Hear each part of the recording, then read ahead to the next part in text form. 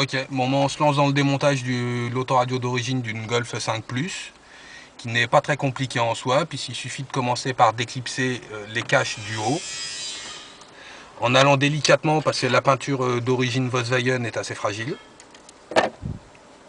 On déclipse le voyant de l'airbag, en prenant soin de défaire le connecteur derrière. Ensuite, on a deux vis aux extrémités. Alors toujours pareil, en faisant délicatement, on déclipse.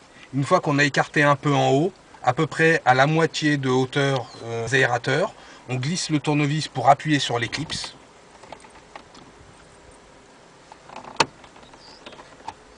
On fait la même de l'autre côté, on écarte un peu le haut, on passe sur le côté, on écarte un peu l'éclipse.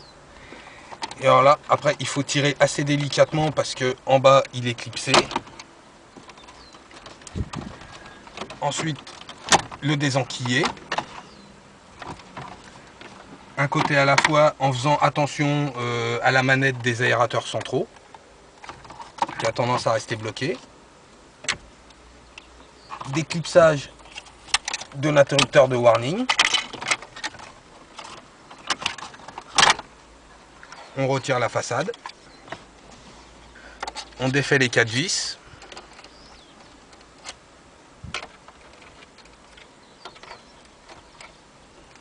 On retire le poste. Délicatement, en l'amenant sur le côté. Voilà. Donc le connecteur d'origine, c'est un système à agrafe. Donc avec les doigts en dessous, on lève vers le haut. On lève vers le haut, le connecteur se déboîte tout seul. Ok, les deux prises d'antenne. On appuie sur le connecteur, on déboîte. Et voilà, l'appareil est retiré. Ah, c'est tout vide. C'est tout vide. Pour le rebranchement, on prend la prise blanche d'antenne. Hop. La deuxième ne sert à rien puisque l'autoradio d'origine avait un système à diversité d'antennes.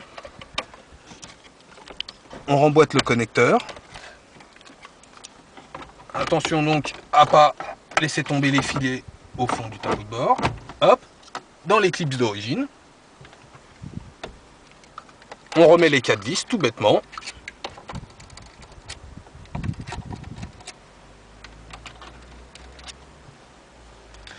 La façade. On commence par l'interrupteur de warning. Faire attention à bien entendre le clips, sans ça il retombe au fond du logement. Quand on rentre les bouches d'aération sur le côté, faire attention au compas.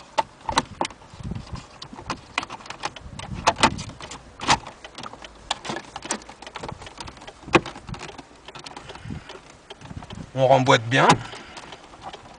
Voilà, les clips se sont tous fixés. Il n'y a plus qu'à remettre les deux vis. Voilà, premier cache.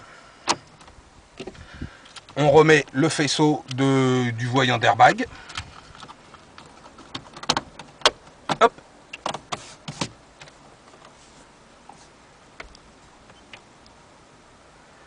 Et voilà, vous avez à la place de l'autoradio d'origine un nouvel autoradio multimédia qui vous fait tout. Et vous avez un appareil qui est capable de faire absolument tout. C'est-à-dire tuner radio, lecteur DVD, lecteur de carte SD pour les photos, la musique et la vidéo, le Bluetooth pour la téléphonie, le GPS, deux entrées audio-vidéo pour brancher des sources comme un caméscope, une console de jeu, etc. Un contrôle de l'iPod, des écrans arrière, une caméra de recul, et puis bien sûr le système de réglage de l'autoradio pour tout ce qui est paramétrage.